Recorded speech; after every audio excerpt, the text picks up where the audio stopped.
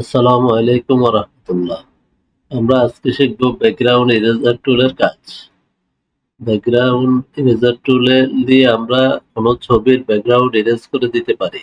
প্রথমে আমরা একটা ছবি ওপেন করলাম। ওপেন করার পর এই যে ইরেজার টুলের এখানে রাইট ক্লিক করে ব্যাকগ্রাউন্ড ইরেজার টুলে ক্লিক করলাম। করার পরে এখানে আসলো ব্রাশের সাইজ চেঞ্জ করার অপশন। এখানে আমরা ব্রাশের সাইজ ছোট বড় করতে পারি। তারপরে এখানে হার্ডনেস কমাতে পারি, বাড়াতে পারি। এগুলো অন্যান্য ব্রাশ টুলের মতোই। স্যাম্পলিং কন্টিনিউয়াস, তারপর স্যাম্পলিং ওয়ান্স, তারপর স্যাম্পলিং সোয়াচ।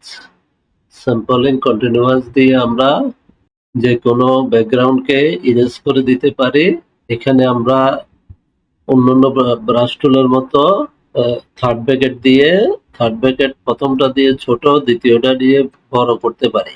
এখানে একটা প্লাস চিহ্ন আছে, দেখুন এই যে প্লাস চিহ্ন এটার কাজ হলো স্যাম্পলিং কন্টিনিউয়াস সিলেকশন করব, তখন এখানে এই প্লাস চিহ্ন যেই যেই কালারের উপর দিয়ে যাবে সেই কালারকে ইরেজ করবে। যেমন ধরুন এই যে আমরা এখন ড্র্যাগ করতেছি, ইরেজ হচ্ছে।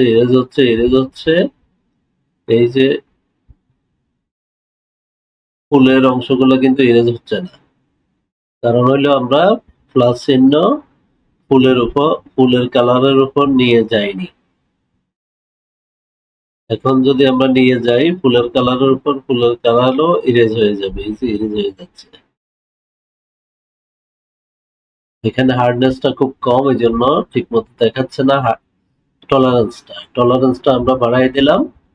এখন দেখেন ফুলের উপর দিয়ে নেওয়ার সাথে সাথে ফুল ইরেজ হয়ে যাচ্ছে। আবার যদি আমরা ফুলের উপর দিয়ে না আনি, তাহলে ফুলগুলো থাকছে রেড কালারটা, ব্যাকগ্রাউন্ডটা ইরেজ হয়ে যাচ্ছে। এই হলো স্যাম্পলিং কন্টিনিউয়াস অপশনের কাজ। তারপর আমরা দেখব স্যাম্পলিং ওয়ান্স এর কাজ। স্যাম্পলিং ওয়ান্স যেটা হয় তা হলো একবারই স্যাম্পল হিসেবে কালার নেয়, সেই কালারটা ইরেজ করে। অর্থাৎ আমরা এখন এই যে রেড কালারের উপর একটা ক্লিক করলাম, রেড কালারটাকে সে স্যাম্পল হিসেবে নিয়ে শুধু রেড কালারটাকে ইরেজ করবে।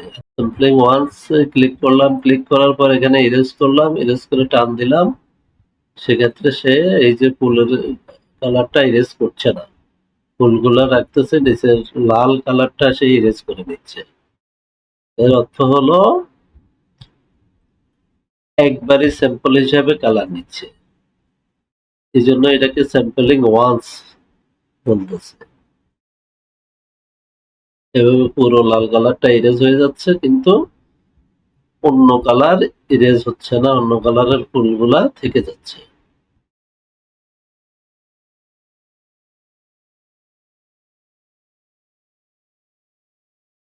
তারপর হলো স্যাম্পলিং সোয়াচের কাজ। স্যাম্পলিং সোয়াচ হলো এখানে আমরা যে কালারটা সিলেকশন করে দেব এই ব্যাকগ্রাউন্ডে, সেই কালারটা রিমুভ করব। যেমন আমি এখানে লাল সিলেকশন করে দিলাম, এটা লালটা রিমুভ করবে। তারপর আমি যদি এখানে এই কালারটা সিলেকশন করে দিই, তাহলে এই কালারটা রিমুভ করতেছে, লালটা কিন্তু করছে না। দেখেন এই ফুলের কালারটা রিমুভ। অর্থাৎ স্যাম্পলিং সোয়াচ মানে হলো আমি আইডেন্টিফাই করে দিতে পারি যে কোন কালারটা সে রিমুভ করবে। স্যাম্পলিং ওয়ান্স সে একবারই স্যাম্পল নিচ্ছে, যেই স্যাম্পলটা তাকে প্রথমেই দেখাই দেওয়া হচ্ছে সেই স্যাম্পলটা সে ইরেজ করতেছে। আর হইলো কন্টিনিউয়াসে যেটার উপর দিয়ে মাঝখানের প্লাস চিহ্নটা মুভ করাবো সেটাই ইরেজ করতেছে। ব্যাকগ্রাউন্ড ইরেজার টুলস এর কাজগুলো আজকে দেখালাম।